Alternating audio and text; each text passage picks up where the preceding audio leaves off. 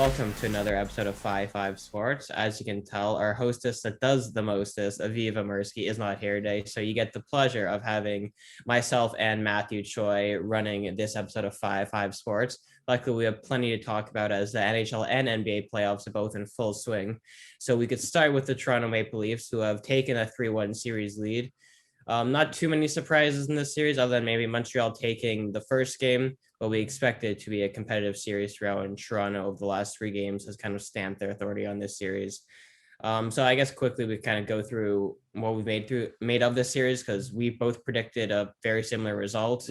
So not too much surprises to, I guess, go through compared to some other series that we're going to be talking about later on.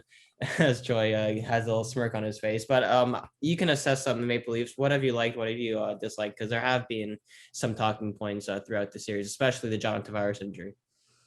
Yeah, that first game was probably the most shocking game of the series so far. I think we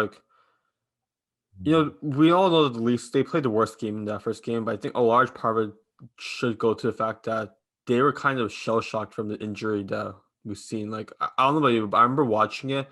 The game was just going on, and then they suddenly said, "Oh, the play has to stop because Tavares is not laying on the ice." And at first, you see him on the ground, you think it's just an injury, and then they try bringing him up, and you see Dubas came out of trainer for not keeping him down because it's clearly the injury was worse than anyone imagined. And yeah, that was just one of the scary. I think that's one of the scariest moments I've seen in hockey recently, because at the time you really just didn't know what was going on, and I think you could tell that kind of mentally took a toll on the team. But I think going forward, game 2, 3, 4, I think you really saw everyone kind of stepped up. I think one of the shout players shout to, I think Nylander, he really stepped up on the second line, because that line is supposed to be him and Tavares, and you lose the main center in that line, and you need someone to produce the most. And I think Nylander has kind of stepped up to being that player, and even more than he's actually been doing in the regular season. I think he's really kind of he's kind of been that I think he's been the leading scorer on the Leafs so far, and he scored at least once each game.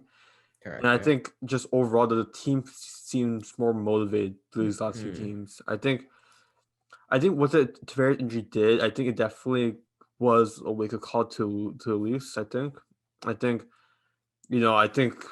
if Tavares was played, they'd still be the better team. They'd still be leading the series. But I think having him gone, I think it really kind of told the other guys, kind of other players on the team, to really step up and kind of try to finish this game soon. Let's not be passive. I think the issue the Leafs we saw this season and the previous seasons is that they often look passive. They don't play up to the talent that they have, and I think that's something they're trying to avoid this time around.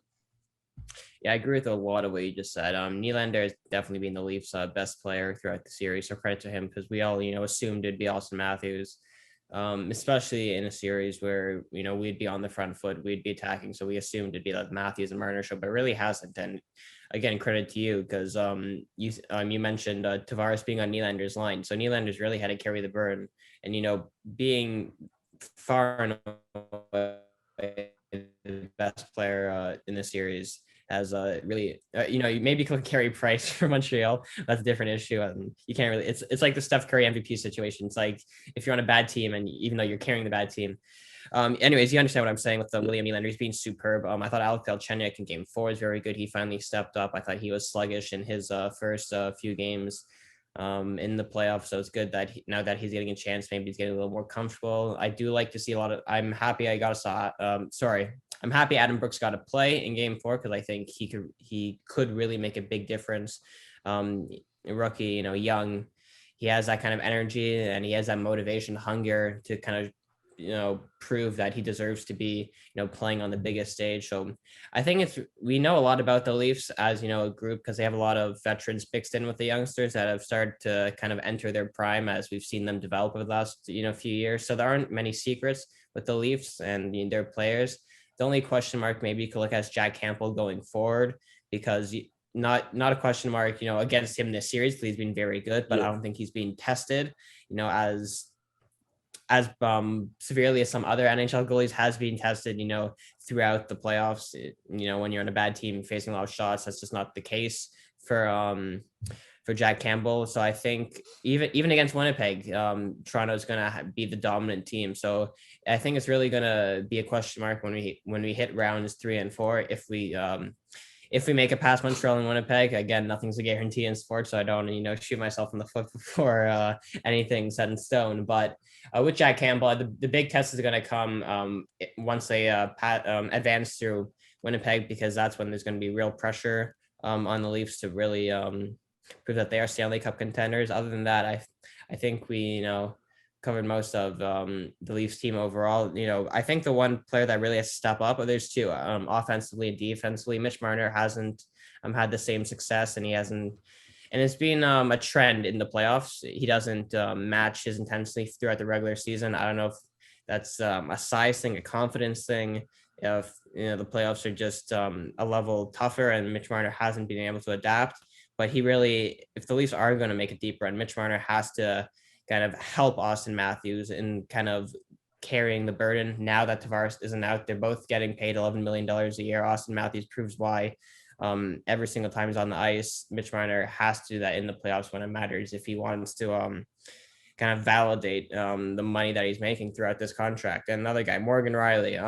Game 3 had the blip to give Nick Suzuki the 2-1 goal, or the 1-1 goal, but luckily he made it up a few minutes later. But Morgan Reilly, it's strange when the Leafs have their best D-core since Morgan Reilly's been on the team. He's the one struggling the most. Yeah. So I guess pick up his levels. I don't know if it's just this season, because he hasn't played like this in any prior season. So I don't know what the issue is with Morgan Reilly. He just looks a bit like a step slow. His reading the game isn't at the elite level that it has been the last few years. So Morgan Reilly really has to kind of sharpen up. Hopefully that was a wake-up call to Nick Suzuki, though, because he really was the center of attention at that moment when they gave up the goal. So hopefully Morgan Reilly is able to pick it up with the rest of the Leaf defenders who have been pretty rock solid. And other than that, yeah, consistency is key for the Leafs. So as long as they keep going the way they're playing, they should have no problem against the Winnipeg Jets in round 2.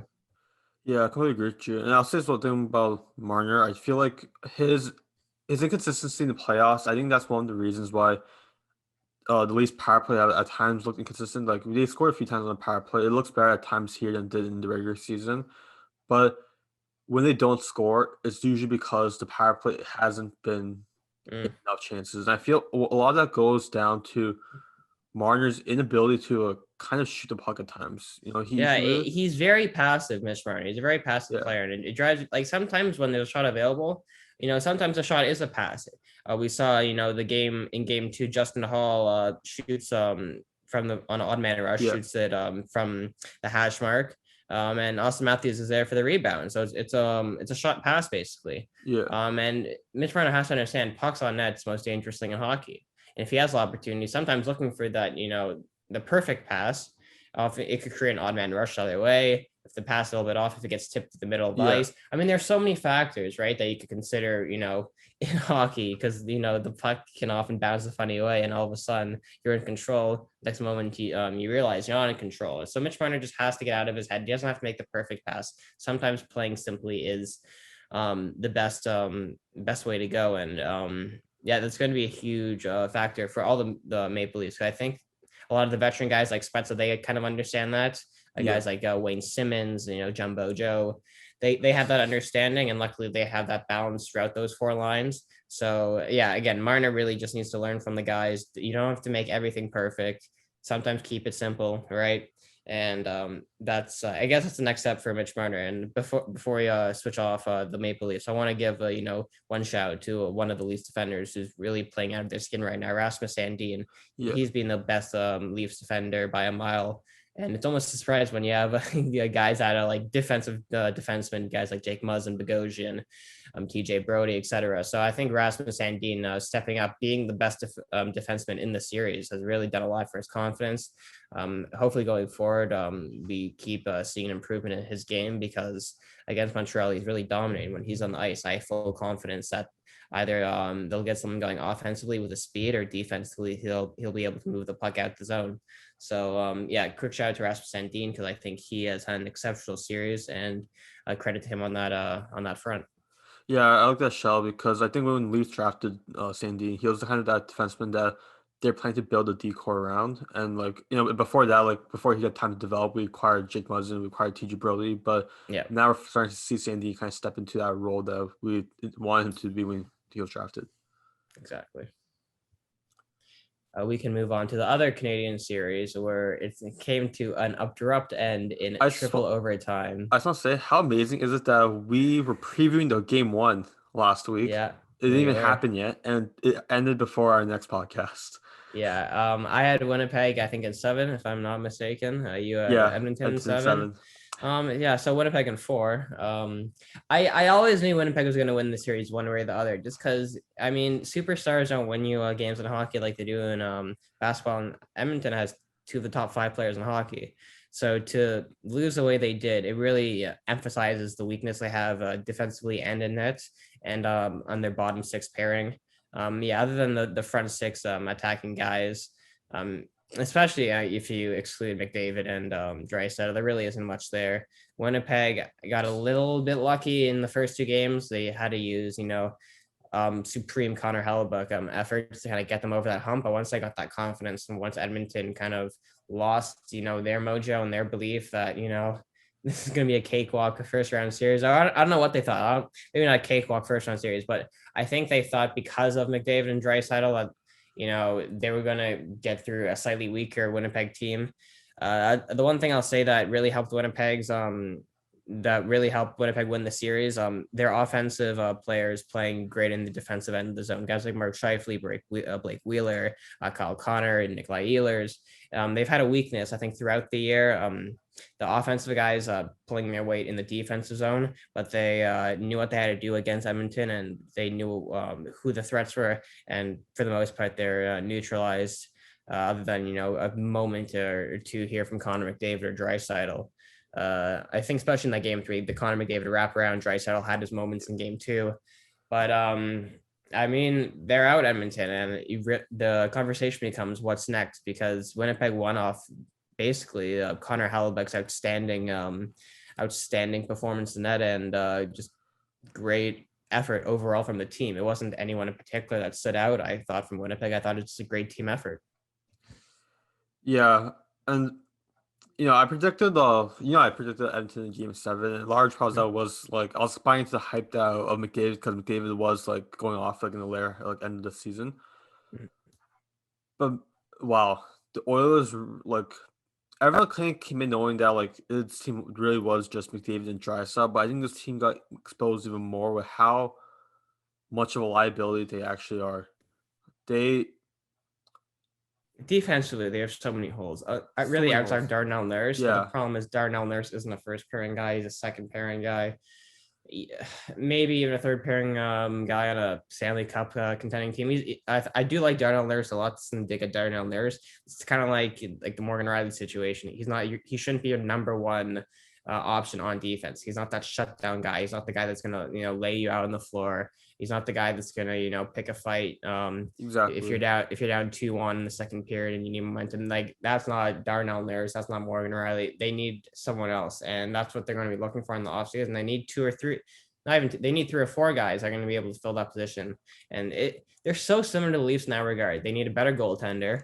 Yeah. And if I'm Edmonton, I'm looking at Freddie Anderson.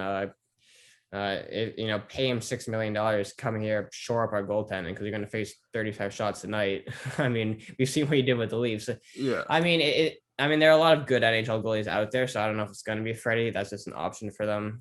But they do need a new option, because Koskinen and Mike Smith at 40 just isn't doing it. Mikko Koskinen at any age won't do it for you. So that's really the dilemma Edmonton has to look at. And I mean, it's not a 1-year rebuild. It's a few pieces here and there. And when you're paying McDavid a lot of money and Draisaitl making a lot of money, there's a lot of bad contracts on the team, like Adam Larson, who's making too much money. And I could go up and down the team. And I think the big question is, it's going to be Connor McDavid, and are the trade rumors going to start swirling around? how early does he leave? I don't think it's as early as next season. That just doesn't make that much sense to me. Especially, he's not a free agent, is he? If He's I'm not not free agent. I mistaken, believe there's no way he's a free he agent. has 5 6 years left in the contract. I believe. Yeah, so I just wanted to make sure, but I knew he was tied. I didn't know for sure, but I'm 99% sure he's tied up long term there. So the question is, it's going to be, does he want out soon? I think there's at least another year for him in Edmonton, because I can't see anyone trading for him this offseason. I think it would cost way too much, but I mean, the pressure's on for Edmonton to get it right quick, Yeah, because they could be looking at losing the best thing they've had since Wayne Gretzky. yeah. I mean, I don't think he's gonna be traded like this offseason, or I Yeah, think it he's seems yeah. I mean, the rumors will always be there because social It's media rumors are swirling yeah. around about just about any player, but especially when a player with the talent that Connor McDavid possesses, and he's on a team that's really underachieving. Players want to win, so the questions are going to start to arise. It definitely doesn't happen this season, this But offseason, I unless think something in the blows coming Edmonton out of the years, water. the question will need to be asked though, because at a certain Mhm. point, if Edmonton doesn't like showing any progress soon, they have to ask themselves: Are we going to like trade a bunch of assets, future assets, to help McDavid win now, or are we going to free McDavid and start from scratch again? I think that's a terrible idea because if you have Yeah, greatest when player you of the have a player generation, as talent, I mean yeah, generational, exactly. That's the word that you have to use for Connor McDavid. I mean, Leon Draisaitl's. I mean, if Connor McDavid wasn't on that team, I mean, we'd be talking about Leon Draisaitl in a completely different light. yeah, But he's a two guy. We recognize how good he is, because if you watch Edmonton, you realize that it's really those two carrying. But I mean, outside of those two, Edmonton is just not very good, and they have to realize that, and they have to realize that their fans are going to demand more. Connor McDavid's going to demand more, and if they don't get that, then they're going to be looking at being bottom feeders in whatever conference they play in for the next decade or two again. yeah, exactly. And again, we talked about Edmonton a lot. I didn't really give credit to Winnipeg because they did play a good game. But you kind of said all they've had a great 2-way game from all their forwards, and I think like that allowed like they felt so solid in the defensive end, in the defense zone, that like their offense kind of just was able to do their part. They did no one like particularly stood out, but they all kind of were able to pitch in their part because Edmonton doesn't have really any of like the weapons to kind of stop them. And Yeah. I think Winnipeg was kind of doing what they've been doing all season. They've been playing solid hockey. Exactly. I think a lot of credit goes to Palmer. I think Edmonton's played into the trap of Winnipeg. They wanted them to be sucked in. They were going to sit in their zone. They didn't mind. They didn't mind soaking most of the pressure because they didn't want to give McDavid and Draisaitl space. That's the most dangerous thing you could do to them. Yeah. So they kind of sat back. They played a little bit of a counterattacking game, almost like in soccer when you don't have the best players. You sit back and you try to hit them on the counter. That's what Winnipeg did, and they did it flawlessly. It's a great time to be an NHL fan, as there's plenty of playoff hockey going around. But if you're a Pittsburgh Penguin fan, you may be sweating a little bit nervously tonight, as the New York Islanders have snatched a 3-2 series lead. They could end it in New York tonight, but Pittsburgh won't go down without a fight. A tough double overtime loss in their previous game. Ilya Sorokin has stood on his head for the Islanders the last few games. Does Pittsburgh come back and win this series? No, they do not, because this is what the New York Islanders do. They suffocate your the opposing team, and they kind of like a even better Winnipeg. They suffocate your offensive players, and then they have just enough offensive pieces to kind of score and take the lead. They it's a very balanced team, and it's coached by Barry Trotz, so that it's what's already a pretty balanced like roster. They even play better than what they are because they have Mhm. great coaching behind them. And I've said this. I think I said this before, but I've always thought the Penguins were slightly overrated this season. I don't think they looked as good as the record show. I think as a Flyers fan, watching Washington, watching Boston, watching Pittsburgh, watching New York, I always thought from the four playoff teams, I always thought the Penguins looked the most inconsistent at times. I thought when I was facing these four teams, like I thought I was always the least concerned facing the Penguins because I felt like they're the easiest team to exploit. I think they have all the offensive power they want, but I think Tristan Jarry as goalie he's probably one of the weaker goalies I think in the playoff series right now. And there's really not much in the defense as well that could really support the offense talent that they have. I feel, and I think I never enjoy giving credit to Crosby, but I'll give him credit because he has been having a good season. Him and Malkin, you know what you're going to get from them. But at this point, that's what it is. You know what you're going to get from these offense players, and if you have a defensive team like the Islanders, these guys will be stopped. Yeah, there's balance. You said they're almost like an anti-Winnipeg. I think offensively they don't have the stars to cope, but defensively they're incredibly balanced. I think one guy that's really been a pest in Pittsburgh side has been Pelech. I mean, I think he is just completely neutralized a lot of the talent that Pittsburgh has in their front six lines. I'd say the one thing with Pittsburgh, I don't love their depth in the bottom six. I think they've been carried a lot by the front six guys and their defense in front of Trish and Jared. They're Because really a again, I more agree. experienced Oilers. Yeah, I agree. I agree with your Tristan Jarry point. I think he's one of the weaker goalies left. I mean, Pittsburgh really shouldn't have gotten rid of Fleury, as we know what he's done in Vegas. But yeah, I completely agree with you. The Islanders deserve their lead because they've been gritty and they're a well coached team. I think the winner of Game 6 is gonna go on and win the series. Whether it's Islanders or Pittsburgh, it's a tough game to call because they're so evenly matched. For sake of argument, I'll go with Pittsburgh in 7, just to have an opposite opinion than you. But I do I'm rooting for Islanders because they're an easy team to root for. It'd be nice, a changing of the guard from Pittsburgh. Sidney Crosby, Evgeny Malkin, they've been around forever. They've really been the face of the Pittsburgh Penguins.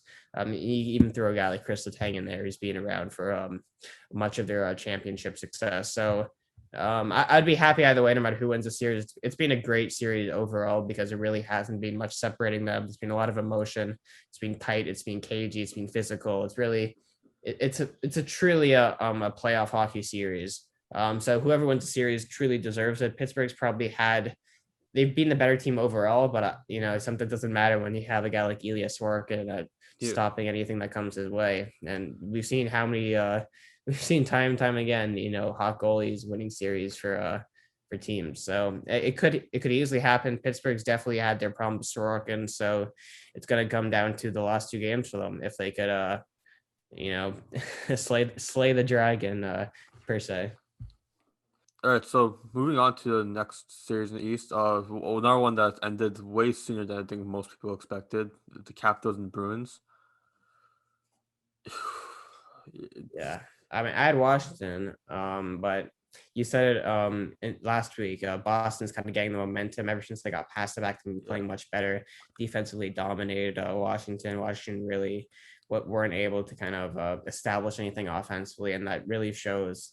Again, they similar to Pittsburgh. Their front six guys are pretty good, but the bottom six, you need that depth in hockey, and you need that scoring threat because if you don't have that threat from your bottom six guys, it makes it tougher for the top elite scorers because now all the defensive attention goes to them and they have less room to maneuver and that's kind of where coaching has evolved in hockey.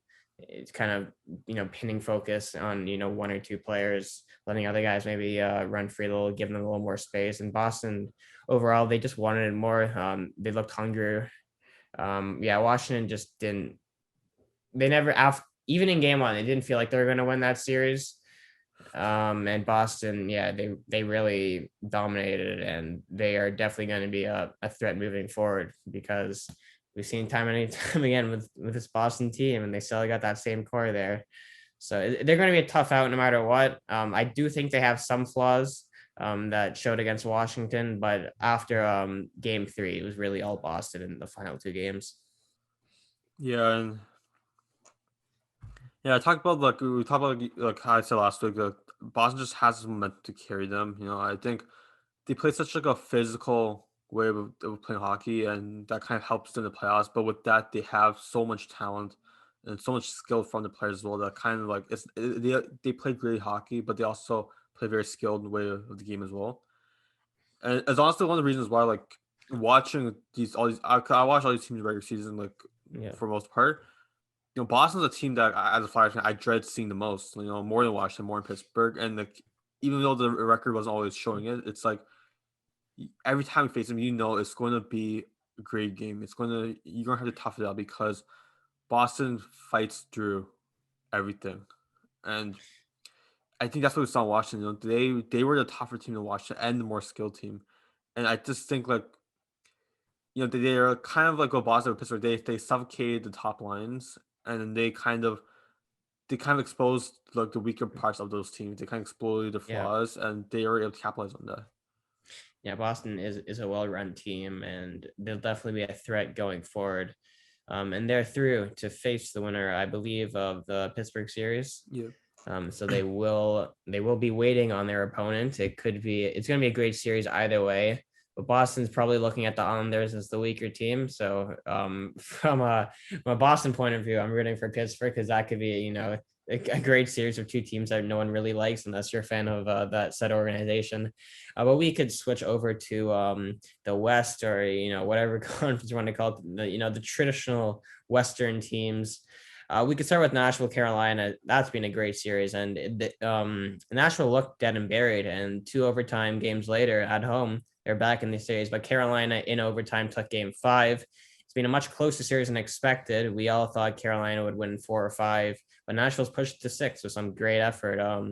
So I could ask you, what would you make of the series? I think we can both agree it's been a tight, cagey series. yeah. Nashville's kind of not stolen, but they've worked hard for their 2 games. UC Sour's been terrific in net, but has anything in particular maybe stood out from a Nashville or Carolina point of view? I know what North Carolina is. I feel like that this is kind of the first time that they've been that playoff team that people actually have high expectations for. They're leading the division. I think they're head Florida and Tampa, and they're kind of like they're kind of this hype around them that like they are kind of one of the top teams in their division. And like I feel like everyone kind of came into the series expecting Carolina to take over. They didn't really. No one was really like, unless you're a National Predators fan, no one was expecting Predators to take the series. But I think Predators, they kind of have more experience in making deep playoff runs. I feel like they that's what they know that they have to fight the series. They knew that they have to really contend to they have to really contest to make a run and to really kind of make this a close series. And I think Carolina were a bit blindsided by that because they came in expecting themselves to be the top team because they did have an incredible regular season. And I still think that Carolina will take a series because I think that in the more recent games they have looked better. I do think that in the first couple of games that they were just blindsided by Predators and how much work that they're putting in. But that being said, I do think Carolina will still take the rest of the series going forward. Yeah, I'd say the one thing for Carolina, Slavin coming back, huge addition because he's been their best defender and a great defensive core. But you can really see the difference he makes. He's quickly establishing himself as a top 5 D-man in this league. The importance to Carolina is really unmatched. Huge reason why they're the number 1 seed. Huge reason why, yeah, he makes a goaltender's life a lot easier. His presence on the ice, his speed, his toughness, his composure. I'm a big fan of Jacob Slavin. And I think coming back in Game 5 really gave them that extra boost that they maybe needed. They didn't have the previous couple games. But yeah, it has been a good effort from Nashville to get to the point they have. They definitely earned their position, but it just feels like Carolina kind of woke up from being in Nashville. It's not easy going to Nashville. They learned their lesson, but luckily for them, they won their games at home pretty comfortably. So I think it's going to be a big confidence boost that they won Game 5. I think they're going to finish off in 6. Yeah, I agree, Jonah. Moving on, we have the other series in the Central Division, which is Tampa Bay and the Florida Panthers. I think I mentioned last week that this was a series I was kind of most excited for outside the Leafs series, and I think I had Tampa in 7, you had Florida in 7, and honestly, it really can go either way with the way it's been playing. So, what do you think of the series so far? Yeah, both teams delivered. Tampa Bay, got off to that early start. Kucherov, came back and looked like he hadn't missed a beat. Guys like Brain Point has really done what we've seen him do over the last couple of years. Tampa Bay has a lot of depth. And they always have prospects coming through, and you really see that coming through in Tampa. It doesn't matter who it is. If they're on Tampa Bay, they probably draft them. They don't really trade for many guys. So credit to them because they really like the model organization in the NHL. I mean, you can go up and down the list of guys that Tampa Bay has, drafted and developed and is now playing on that team. The list is, just unreal and almost unheard of for, the modern NHL kind of system. So credit to them. But Florida, I mean, I had Florida at 7 just because I've loved them all year. I think they've been a fantastic team to watch. I think they are just a great team, and I think that sometimes when you play a superstar team like you have in Tampa Bay, you need quality from top to bottom. That's really what Florida has, and it's been tough for them because Tampa Bay really came into that series hungry and motivated. But Florida has, pulled their way in making this an entertaining series. Their 2 wins have been well earned. They do have a bit of a goalie problem because you don't know which goalie is going to be playing which night. Sergei Bobrovsky, unfortunately, the guy that they expected to be the guy hasn't been, despite that huge contract that he has down there in Florida. But if they get good goaltending, Florida, they do have a chance in either game because their team's going to keep them in it. Unfortunately, I think Tampa Bay may have a little bit of may have that edge. They have that mental edge, I think, being Stanley Cup winners last year. But I won't put anything past Florida. I picked Florida in 7. I'll stick by it. Tampa Bay has definitely been a great watch, and they're proving why they're going to be a tough out no matter who they play going forward. Yeah, I agree with basically with most of what you say. I think the last time I had Tampa, but like, I'm not betting anything against Panthers. I think actually the week before I said that Panthers were like my sleeper pick to win the Stanley Cup Yeah. final. Both teams like I said about Boston, but they both play so physical. They play very great with hockey, but both teams are also very skilled. They Yeah. have so much talent, like from top to bottom on either teams. Like, I think you mentioned Florida, their weakest point is that they have the goalie, and in terms of Tampa Bay, And that's unfortunately for them, it's huge in the playoffs that they haven't yeah.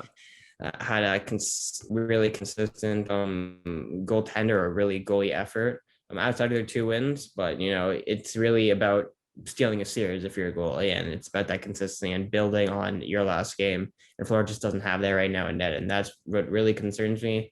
Not only in this series, but if they advance going forward, that's also going to be a big issue. And So you it's know really that tough for me to. Sorry, it's tough for me to see Florida actually winning the Stanley Cup because of not defense, because of their goalie issues. But to get through Tampa Bay is going to be a big ask as well. But they definitely have the team to do it. It's definitely possible, but they really have to play perfect hockey going forward. I mean, Vasilevsky will buy Tampa Bay a few extra saves if he needs to. Mm-hmm. So he like you talk about the Warriors, they have a Florida's goaltending, but we know that Tampa Bay has that goaltending on their side. So I think because of that reason, I have to give the edge to Lightning Yeah, because it's a lightning series to lose at this point. yeah, we They were agree. up 3-1 as well. So it truly is Tampa Bay's series to lose. Yeah. Similar to the way that Las Vegas, the Golden Knights, it's their series to lose. They're up 3-1. Now it's 3-2. So very similar kind of uh, series arc that we saw in the Florida Tampa Bay series. 2 great teams, Vegas obviously being the favorite, being in the lead, took the 3-1 lead, but Minnesota hasn't made it easy.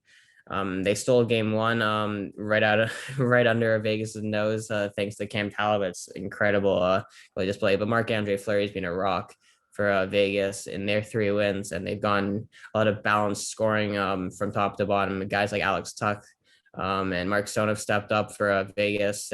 Do they close a deal out tonight, or does Minnesota stand a chance to push the series to 7 and potentially take it in 7 games? So it's gonna be a tough ask because we know how good Vegas is, and we know how good they have been for the last few years. So they are the model of consistency in that NHL right now. Yeah, it's hard to say that the Wild don't have a chance because they do have so much like Kaprizov is like such the best rookie in like the game Yeah, right now, and like they just have so much offense talent that like you can't expect them. It's realistic to expect them to push it to game 7. And that's if you're a Minnesota Wild fan, you should be excited because this you're not watching this game feeling hopeless. You can have hope yeah, that even against a team like Vegas, that your team can kind of push this series, could kind of take it a little farther. That being said, I don't think it will happen because I do think that Vegas is just too tough a team to beat. I think I'm not betting against the Wild to win yeah. this game, but I do think that Vegas will, and even if they don't, they'll still take it serious because, like you said, they've been one of the most consistent teams in the league. They've ever since they came in, like, they've been kind of only improving, like Hmm. they're not going back to Stanley Cup finals since, but I can have confidence that this is a better team they have now than they did back when they were in the finals against Washington. I mean, I do think that they either just as good or maybe slightly better just with experience. Now that, they've been around for a few years Yeah. now. The one thing I'd say about Vegas, I mean, they've been there, done that. So I think that may take some of the pressure, mentally off them, knowing that, this isn't the first time there for them. They know how to win. We've been here. Let's just do what we have to do, and we'll go on forward into the next round. But I think for Minnesota, the one advantage is the pressure's off because everyone expects Vegas to go through. Everyone kind of knows that Vegas is a more consistent team. They have a lot of talent, and they expect to be winning the series. So it definitely feels like the pressure may be off from Minnesota. They could play a little more freely, and that could hopefully open up, their younger players and maybe let them come out of their shell a little bit. Guys like Kaprizov, I think Eriksson Ek has been, a real force for Minnesota. So it's going to come down to Cam Talbot. He is going to have to, again, steal a game or two because they isn't going to take the pressure off Cam Talbot. And Marc-Andre Fleury also has to be good for Vegas because Minnesota, their strong suit is their offense. So he's going to have to be sharp because, a moment here, a shot from the point could sneak in. And, we could be looking at a 1-goal game deciding a playoff series. So it's going to be definitely a tough ask for Minnesota to come back because coming back from 3-1, we know takes a lot of energy and effort, but they definitely have the talent and they definitely have the players to do it. So it's all about the confidence and self-belief within the organization and within the dressing room itself to push on. Yeah, I agree with you there. And it's also worth noting that Vegas is a team that it's kind of built to win now or soon, and Minnesota's like they're I think they did a lot better this season than most people would expect them to coming in. And they're kind of like they're playing to kind of prove that we have arrived and we are kind of staying here. We're going to kind of be this like postseason like team in the coming years. We have our young star and we are going to be a threat in coming future. But unfortunately, they faced Vegas first. One of the best teams like in the league. Yep. One of the most, like you said, most consistent teams, and they want to win soon. They want to win now. They already Yeah. came close, and they are hungry to win, finally win the Stanley Cup sooner rather than later. So Mhm. I think that's something like we kind of have to expect. Like they are Yeah. going to make a tough job for Minnesota to win another game. Yeah, they're not going to give Minnesota anything free. Speaking of another Stanley Cup contender, the Colorado Avalanche, who nice and swiftly got the other sweep of the first round. They got the brooms out and they swept the St. Louis Blues back home. Um, do you have anything maybe significant to add from this series? Because it's really a one-way show for the most part, really led by guys like Nathan MacKinnon, that the line of McKinnon, Landeskog, and Ranton. Yeah, do you have anything significant to add to that Colorado series? Because it was a This blowout. series is the epitome of just outmatching talent. Mhm. And that's not no disrespect to the St. Louis talent, but No, they had a terrific year. yeah, they had a terrific year, and they Yeah. had a terrific decade, really, of hockey. Hmm. They've been one of the best teams in the West, like for the most part, just like era. And but the time has come for Colorado to kind of be that team. I think at this point, Colorado has taken that place as the best team in the West. And St. Louis, they put in the effort each game. I feel like you could see Craig Berube as a coach. And the Blues, they never really like gave into the talent that Colorado had. But that being said, Colorado was more skilled. Nathan MacKinnon, after I think McDavid and Matthews, I think like, McKinnon is one of the best players in the league, or if not the Yeah. best. And they aren't going to. They're never going to lose a series. We always talk about how anything can happen in hockey. Losing to Colorado St. never going to lose Louis the wasn't series. going to Yeah. happen. Yeah. Credit to St. Louis. I mean, you can look back at their Stanley Cup run just a few years ago. They still have that same passion within their dressing room. They have that same kind of playing style. Yeah. They'll grit out games, but they haven't had I feel the skilled players to really match up with some of the best NHL offenses. And we saw what happened against Colorado. It just wasn't close. It was basically mismatched from top to bottom. And Yeah, not too much to be said other than that Colorado is going to be a real force to be reckoned with going forward. Colorado Vegas could be one hell of a series if we Yeah. end up if we end up there, because those are two teams that are Stanley Cup contenders, and one of them is going to be knocked out. So if Vegas does their job against Minnesota, which is again a big if, yeah, we could be looking at one of the series of the playoffs, and it would be one hell of a second round matchup. And I think that's one that NHL fans would marvel. They'd marvel in, because it's just so much. There'd be so much talent and skill on both sides, and great goaltending either way. Phil Grubauer for Colorado doesn't really get talked about because of Yeah. how good everyone else on Colorado is, but they definitely aren't Stanley Cup contenders because of poor goaltending. Phil Grubauer has definitely developed and is becoming an elite NHL goalie over the last few years. But I mean, if those two end up playing each other, I think the winner of that series goes on to the Stanley Cup playoffs, Yeah, I completely or agree with sorry, that. Stanley Cup finals. So I think Colorado should be they need to be getting ready for Vegas, because that's the one team I think that could really derail their chances early on in the playoffs. And I like you mentioned Grubauer because everyone talks about how good Colorado is offensively because it's playing as like it's plain and clear like how great they are, but Yeah. they're great defensively too, and they have such great goaltending that it's hard not to imagine them as contenders. And like you said, I completely agree with you. Regardless of who comes out of this division, Vegas, Colorado, one of these teams will be going to the finals. I hope Leafs don't have to face this team before they cut it to the finals. I hope that the Leafs aren't the team that they face on the way to the Yeah. finals. I hope the Leafs Pray. are the team that they meet in the finals. Pray for the Leafs, yeah. Yeah, exactly. Yeah, two great teams. And there's other great teams in the NBA, and we've seen that on display early on in the NBA playoffs. There hasn't been, or there's been a few close series. There's been some series where A few the better teams surprises. have started to flex their muscle. There has been a few surprises, and we can start with let's start with the biggest surprise, and Utah beating Utah losing to the Memphis Grizzlies. We can start with Donovan Mitchell and his surprise exclusion. He clearly wasn't happy about it. So he'll definitely be playing tonight in game two. But does Memphis stand any chance? I can't see it. I think Utah is too skilled, and once they get Mitchell back, I think it's going to be a 5 game series going Utah's way.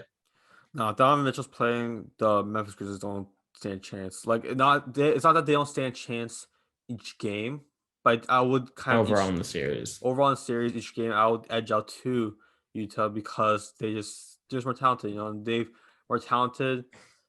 They've kind of been where Memphis is now as like that younger team that are kind of fighting to be noticed, are fighting to like kind of be that threat. And they always come short. They came up short against Denver last year, and like Mm-hmm. but Mitchell is emerging more and more into. I'd say he already is a established superstar at this point now, but he's constantly growing as that offensive as a threat that you see in NBA playoffs as like a superstar to lead a team to the finals, and he has kind of become that. And I don't think Memphis has. I think John Morant will kind of bring Memphis to that point eventually. I don't think the team is there yet, and I think due to just him and let's not forget Gobert. The what he Yeah. brings defensively, what Conley offers to the table, Bogdanovich. Utah has a great team. It's not just Mitchell, but Mitchell is kind of at the center of it, Of and course. because that they were the number one seed, and I don't think there are going to be our teams that the West Conference is deep. It is There are a lot loaded. of great Yeah. teams, and there will be a lot of teams that give you to that threat that of not going further. But I don't think Memphis is one of them. Yeah, I don't think Utah's gonna win it all. I saw shouts for the worst number one seed ever. It's maybe cool debates a little bit. It's easy to judge teams after one game. And circumstances, everything. Donovan Mitchell doesn't play. Dylan Brooks has an opportunity and he takes it. Yeah. So a little Canadian shout, Dylan Brooks, excellent game one performance. Things you love to see as Canadian basketball fans, of course. So credit to them. Yeah, circumstance really is everything in sports, and Memphis kind of took their opportunity that was put in front of them, took game one. I think Utah kind of got that wake up call. Donovan Mitchell is going to be pretty pissed off going forward. Rudy Gobert did, I think, a really good job in Valanciunas, because Valanciunas, we saw really have his way in the play-in Yeah. series, especially against the Warriors. And he also had a great game against Spurs, Jonas Valanciunas. So I think Memphis does have the pieces. I don't think they have the talent to overcome Utah. But credit them for winning game one, because you have to earn every win in the NBA playoffs, and they certainly did that, especially as an 8 seed. It was slightly unexpected, but it was a circumstance, and Dylan Brooks took his chance and balled out. Yeah, you just remind me to mention Dylan Brooks. Like he just had an incredible game. I think Mhm. everyone still had the eye on John Moran, who did have a great game as well. But Yes. Dylan Brooks was kind of the one who came in and kind of Yeah. was kind of the X factor for a team that game. John Morant's always going to have a good game. It's about who's going to step up, and Dylan Brooks did an excellent job of that. Let's stay in the West. Let's talk about the Clippers and the Dallas Mavericks. And speaking of surprises, the Dallas Mavericks are up 2-0. The Clippers avoided the Lakers to play Luka Doncic, and Luka Doncic is kind of wagging his finger saying you shouldn't have done that.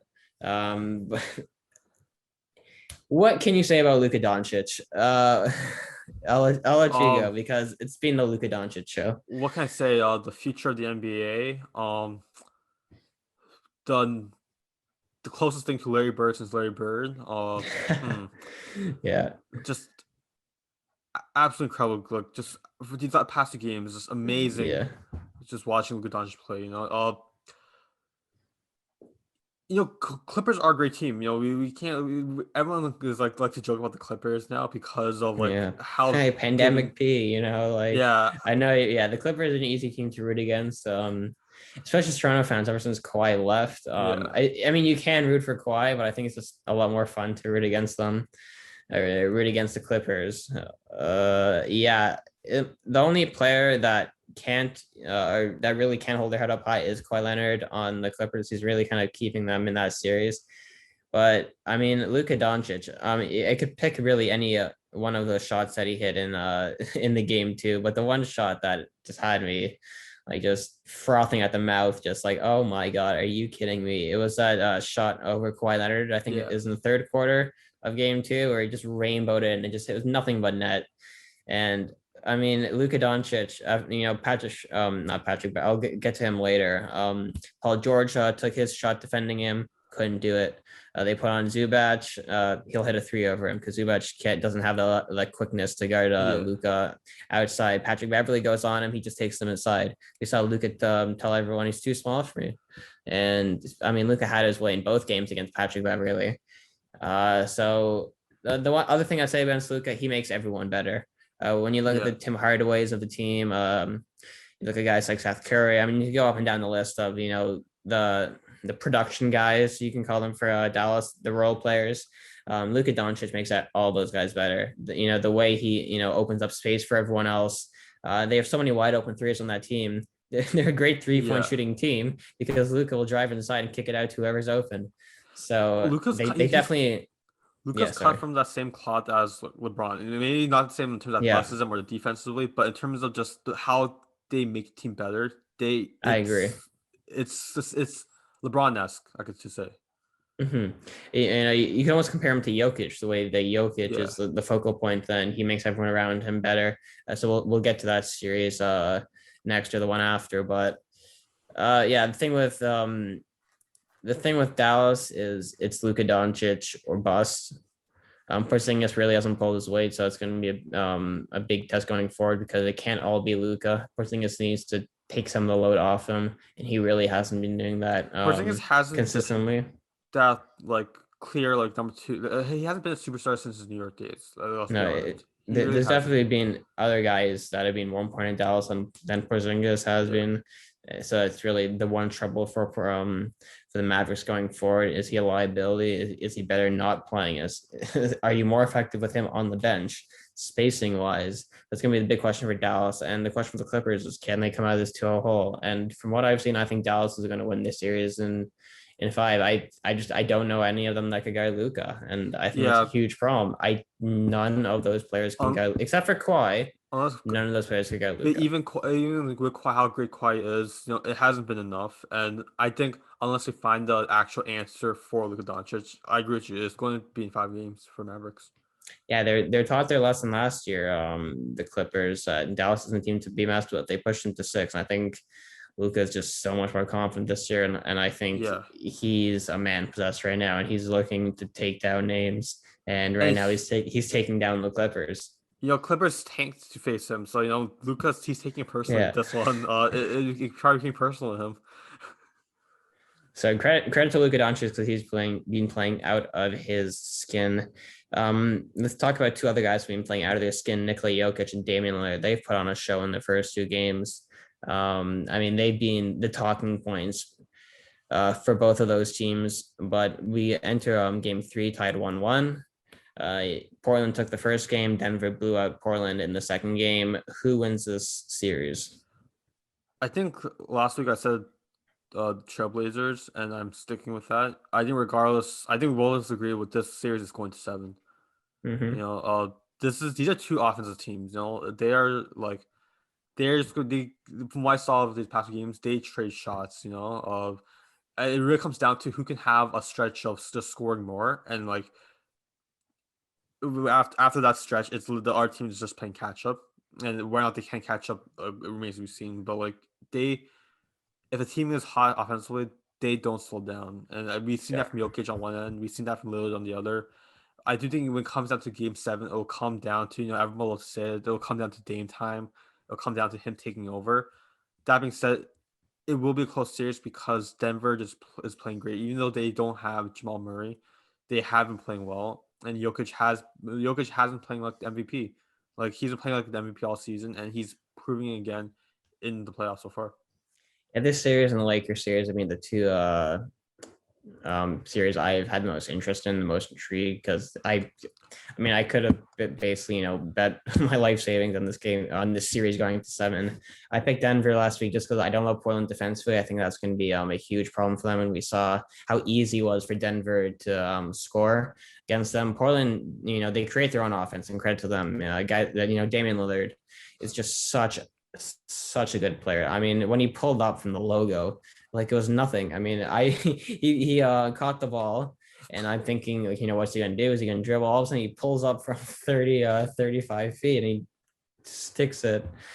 So, that's just the Dame Lillard special, I guess. I mean, when you have a player that could shoot threes as well as he does, and he creates his own offense, and he creates offense for others. And you see the fact that CJ McCollum has Nurkic, often has on the offensive side of the ball. Norman Powell has really kind of stepped into his role in that Portland team. And the other guy on that starting 5, Robert Covington, he brings that defensive energy.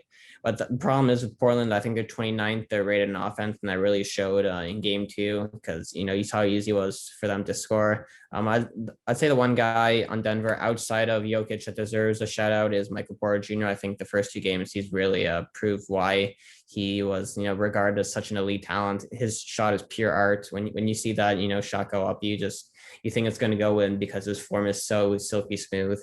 So I think Porter's played an excellent role in kind of being the secondary scorer ever since Jamal Murray left. But Jokic, yeah. Jokic in that game was just in the first half, especially, he just had his way. Whether he was shooting a 3, whether he's driving inside, you can't speed him up. He goes at his own pace, and his pace is phenomenal to watch because whenever he does something, it looks like he knows exactly what he's doing. He does it right. He plays the game the right way. I mean, we haven't seen this kind of style of play before, especially from a big man. But Jokic is the catalyst of that team. He makes everyone around him better. His passing range is phenomenal. And so Denver deserves someone else deserves a shot on that team. Campazzo. His hustle defensively, he chips in on offense. The shot's a little bit inconsistent, but when you have a guy so likable, a guy that hustles on both sides of the floor, he's just a great guy to watch. Campazzo, the Argentinian stud. So hopefully, yeah, I saw someone gave him a 6th man of the year. One person voted for him. Whoever voted for him was a legend. One of my favorite stories from any player has been Campazzo, just because of the way he plays, the way just Denver has been as a team. They've been, one of the more entertaining sides to watch. I'm definitely rooting for them. I definitely am a fan of the Denver Nuggets. Big reason of that's Nikola Jokic, but I think overall they're built really well as a team. And I think Mike Malone deserves a lot of credit for the way he's kind of developed and coached his team, because it has been a process, like you said, with Utah. They've been kind of growing towards this Yeah. stage. Unfortunately, you don't have Murray. I mean, if they had Jamal Murray, I feel like we'd really be viewing this team as NBA contenders to win the championship. I think they may just fall just short talent wise, but I do think they will beat Portland, and they will be moving on to face the winner of or whatever. I don't know who they would play, but I do think that round two is where they exit because of the depth in the West. But I do think they will get past Portland. Yeah, that's fair. I Long agree. story short, I think they'll get past Portland. Even though I disagree, I can't argue with that because again, regardless, I think it's gonna be a close series. Yeah, two very evenly matched teams, two great offensive teams. And speaking of great offense, the Phoenix Suns have been great offensively all year long, but Chris Paul was injured in that game one, and he hasn't looked the same. Do the Lakers kind of take advantage of this and win this series? I have to say yes to that because what Chris Paul, I think we already talked about. He makes the team better. We've seen him do this with OKC last year with a much less talented roster, and we've seen and I think he got elevated version of what he had last year with the Phoenix Suns. With like a Devin Booker. But if Chris Paul is out for the rest of the series, I don't see Phoenix having as much of a chance. I think if Chris Paul doesn't play next game, for example, the game's going to the Lakers. If Chris Paul's not even 100%, I think the Lakers are taking the series and like much closer than what we would have expected if he was playing. Yeah, I'll give two shout outs to Phoenix Suns players. Devin Booker, phenomenal game one. DeAndre Yeah, Ayton really had his way in game one as well. I think Ayton struggled a little bit more in game two, but I mean, he still was a force for Anthony Davis. And speaking of Anthony Davis, kind of again, polar opposite. Very poor game one, great game two. yeah, Same with LeBron. Yeah, I think Chris Paul being injured hurts them a lot because Devin Booker, now the Lakers can focus a lot more on Devin Booker. They don't have to worry about Chris Paul. yeah. I think the Lakers are now going to win the series because if Chris Paul's 100%, I had them going all the way, Phoenix. I really did. I didn't think anything could stop them. I love Jay Crowder. I think Jay Crowder offers them a lot defensively and offensively. Mikal Bridges. Again, he's had a great season for a young player. He really spaces the floor out nicely. And Chris Paul was just the center of that attention. And Devin Booker was the scorer. Chris Paul was the facilitator. They really Yeah. had a great thing going in the big man. And the Lakers didn't have any answers early on in that game one. I was thinking this is going to be Phoenix series. I thought Phoenix was going to take that series in six. And then boom, Chris Paul gets injured. So I now have the Lakers in six. And it's really as simple as the fact that Chris Paul isn't healthy. Yeah, I completely agree with you on that. I actually had whoever won the series. I had either of these teams going to the finals in the West. Mm-hmm. There could be some bias there. I'm a Lakers fan, but also a huge fan of Chris Paul ever since like his New Orleans days. Yeah. But I think, like you said, so many players play better with Chris Paul on the floor. The less tension on Devin Booker, Mm-hmm. and not only is more tension shared because Chris Paul's a threat, is because everyone else becomes a threat when Chris Yeah. Paul is on the floor, and they really lose that with him off, and I think. But the biggest concern with lighting Lakers is I think this is something you've actually predicted back a few months ago. You Mm-hmm. said you weren't sure how Anthony Davis play with Andre Drummond. You thought it would be kind of too campaign. I think you've actually been pretty right on the call. I think at times Yeah. they've looked very I'm not right inconsistent. often, but when I am, you'll bring it up for me. So I'll give it credit for it. Yeah, yeah. that was a good call. They have been consistent. They have been concerning at times. And honestly, watching that game one, I was thinking, okay, maybe Phoenix will kind of exploit this. But I think Chris Paul out, I think Lakers will find their footing again, and I think it's Lakers series to take. Yeah, the one thing I want to mention on Phoenix, yeah, without Chris Paul, you saw Campaign, and I thought Campaign Yeah, in his replacement did a good job. He had a couple of threes. He was the one that was leading the fourth quarter charge that Phoenix had. The problem is, with that great performance, is he going to be able to? They lost, and is he going to be able to do it again? I really can't see Campaign being, the answer for Phoenix, unfortunately. So I do think the Lakers in six for that reason as well. Yeah, the one thing I'll say, the difference when Drummond was on the floor and when Marc Gasol was on the floor, the spacing was completely different. yeah, Anthony Davis had a lot more freedom inside. LeBron James could do his thing, passing the ball. Marc Gasol kind of stayed out of the way. as they really weren't focusing on Marc Gasol. Yeah. He hit, one wide open three because they decided not to challenge him, which, has worked for other teams. You saw last year, while he was with Toronto, Marc Gasol definitely struggled on, basically any 3-point shot that existed. He couldn't hit a barn door if he tried it last year, but he definitely had an impact and a positive impact when he was on the floor for the Lakers. And I Yeah. think when he was on the floor, the Lakers had more freedom with the basketball. And when Drummond and Davis on the floor, you see Drummond playing inside and Davis is on, out on the 3-point island by himself, and no one's really focused on him. Yeah. And Davis isn't a shooter. He needs to be playing inside. He needs to be rebounding. He needs to be doing, all the dirty things that Andre Drummond all the dirty things that Andre Drummond does. So it feels like oil and water, those two. Yeah. And that's why I don't think the Lakers are going to win, because I think it's an over reliance on big men, and we know the modern NBA is smaller guys, shooting threes, quickness, and I don't think the Lakers have that. So I think they're going to struggle a lot. If they get past the Phoenix Suns and whoever they play, I don't love the matchup for them, because despite having LeBron James, I think there's a big power struggle inside, and it doesn't work having Davis and Andre Drummond on the floor when other teams are going to have, shooters sitting outside waiting to pick them off. That's what scares me with the Lakers. No, I agree with you. I think this is something that'll come down to Frank Vogel and how he coaches the team. I think like he has to find a way to balance to capitalize on the use of Drummond and Anthony Davis, because we know what they both offer to the team. Mhm. They just can't offer at the same time, and I feel like Yep. it really comes down to how well you can balance the talent that they have on this team. Yep. And with that, we could switch over to the East, where there has been a lot of close games. We could start with the series that will probably end up not being so close in Philadelphia and Washington. Philadelphia escaped game one, winning I forget what the score was. I can double check that. They won 125-118. But there was a moment where Washington had the game, in their grasp. That the Russell Westbrook, was he out of bounds? Was he not? It's literally a matter of millimeters. And obviously went Philadelphia's way, because NBA will never give it to will never give any call to underdog. Not in my lifetime anyway. So Philadelphia does escape with a game one win. Does Washington stand a chance going forward in this series? I don't think so. Unfortunately, no, because the 76ers, it kind of goes what as we said about some of the other matchups. There's on a different level talent wise. Like Wizards have Westbrook and Bradley Beal, but they really have Westbrook and Bradley Beal just kind of carrying the load for them. They don't have they're not as strong defensively. Offensively, they're mashed, especially in the paint.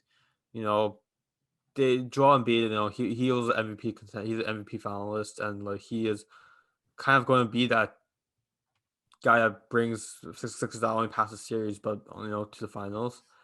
And it's like I said, it's a town now match. They are a better team overall. They're well coached, and I think with Doc Rivers, I think a mistake was Clippers letting Doc Rivers go and Yeah, replace with Tyronn Lue, because clearly wherever Doc Rivers goes as a coach, that team will succeed. teams win. Yeah. Yeah, And Tyler's struggling a little bit in LA, as we know, thanks to Sir Luka Doncic. The one thing I do want to clear up, I misspoke on one player, Seth Curry. I was talking about him on Dallas, which is where he was last year. Now he's on Philadelphia, and he's a big reason why they have a lot of success off the bench. His shooting is huge. He started game one. I don't know if he's going to start regularly for Philadelphia. I don't think he has. I think he's been. I think I think he has been coming off the bench, but he started game one, and he chipped in with a few 3-pointers. So Philadelphia, I don't love them going forward, because I think they do have a liability on offense, which is Ben Simmons. Defensively, we know what he brings. He did have a very good game one, passing wise, 15 assists. You don't get 15 assists without being a good passer. So Ben Simmons definitely has that. But 6 points worries me for a starting point guard. He's such an unorthodox player that he always worries me, even though he has talent. It's all about, a lot of guys have, the league's full of talent, and it's about, playing, you know, the modern way. And Ben Simmons just feels so old school in a way. And it Yeah, feels like teams that have success in the NBA don't rely on point guards that can't shoot. And unfortunately, I'm not trying to dig on Ben Simmons. I just think it's such a liability on offense, his inability to shoot completely. I think eventually that will hurt them. I don't know when, because the East is a little bit weaker, but if they end up playing at Brooklyn, I think they're in trouble, because I think Brooklyn easily would take Philadelphia. They could just throw KD on Ben, or they could throw KD on Joel and throw Kyrie on Ben Simmons, and let Kyrie not play defense on Ben Simmons, if that makes any sense.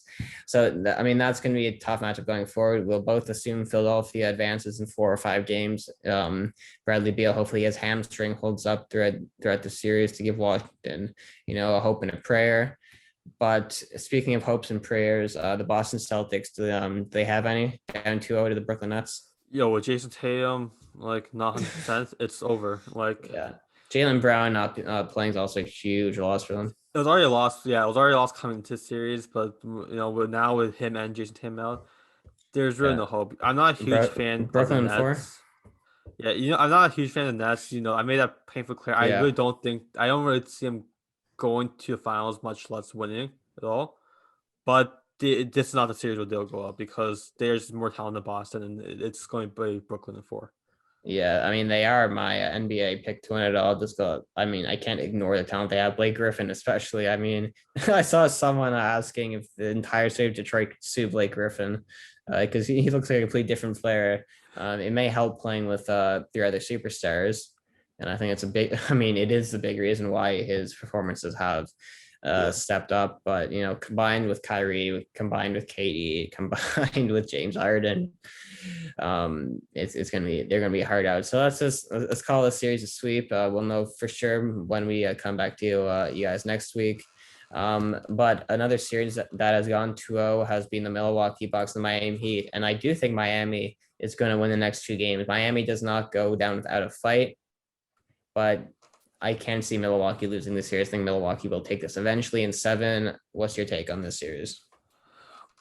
I think either Miami will win it in 7, or Milwaukee will take it in 5. I think Miami needs to win these next 2 games for them to Yeah. actually take the series full. I think, and I originally had Miami winning in 6, because I thought, okay, these 2 teams, they don't look overly different as they did last year. Like, they don't look drastically different. I think there has been some improvements in some areas for either team, but I think Milwaukee was. I thought they would still struggle to kind of defend the 3, which I saw that they did in the first game. That game was much more closer than the second one. I think the way that the Miami was playing the first game, that's kind of like the style that they'll need to go back to if they plan on winning series. And I still think that's possible. I still think there's a chance that Milwaukee will fail to guard the 3. Jimmy Butler, well, if he plays as we expected to, Milwaukee will have a hard time. But credit to Milwaukee's past 2 games, because they look like a different team than they were in the playoff series last year. They're trying to prove that they aren't just a regular season team, that they are that they are a threat that people should look out for. And Giannis has been playing incredible. Same with Chris Middleton. Every player that you need to pitch into Milwaukee has been pitching in, and I think before I was saying Miami. Now I'm saying if Milwaukee keeps playing this way, it really can be done. I Yeah, of do think course. Miami will have response, but there's a good chance that they won't, because Milwaukee is playing great. Yeah, great point. I think Miami is going to win the next 2. I think the series is going 7, and in a game 7, anything could happen. But I definitely think the series is going 7. And the final series that I think is definitely going 7. 2 great teams. This is going to be a fun series to watch. Atlanta, New York. Trae Young. Let's just talk about the final play. Spun 2 guys out of their shoes, hits a little floater. Shushes Spike Lee a little bit, tells everyone to shh, and icy Trae Young. What a performance from him. Atlanta, I think man for man, they're looking at the Knicks thinking we may be more talented than them. Again, shout out one guy on Atlanta other than Trae Young, Bogdanovich. What a clutch three. Oh, 100. yeah. They were down three. I think it was 103 to 100, and he canned a three with a minute to go. He was just as important as to the Hawks as Trae Young was in that game one. But Trae Young, what a game for him, coming out Yeah. party in the playoffs. Uh, well, a lot of NBA greats in the past, they said they love playing Madison Square Garden. They love facing the Knicks. They love beating the Knicks. They love shushing the crowd. And Trae Young's no different here. You could tell he was having a lot of fun playing this game. He clearly wanted to win, but he clearly had enjoyment of being the New York Knicks, of winning in Madison Square Garden. And you mentioned Bogdanovich, and there's a lot of great cheers on Atlanta, but this team really does center around Trae Young and how much he can bring. I do think it's really hard to judge who looks better this series because it has only been one game, I think. I think these are No, very two it was a equal great teams. game, and Yeah. we're gonna learn a lot more going forward, I think. But the story of game one was Trae Young being Trae Young, Yeah. and the constant disappointment that Knicks fans have, the expectations where they're going to win game one, and no. Yeah. Both teams, it's funny because both teams, I think if you said these two teams last year were going to be playoff teams, it's going to be one of the most exciting I series would in the have playoffs. laughed in your face, but that's where we are, Yeah. and that's where we And will they've earned it. probably. Yeah, They've earned it this season. they have. Both teams definitely earned it. Both teams are going to, they both have their weaknesses because of their youth and I think their inexperience, but Yeah. both teams will, I mean, they have the opportunity to learn against each other. And I think that's what makes such a compelling series. And we will talk about it next week when we come back. We believe Aviva will be back. So we will come back again with our rapid fire segment. But we will continue to monitor the NHL playoffs and the NBA playoffs and bring all the news to you guys next week. Hope you enjoyed this week's podcast from 5-5 Sports.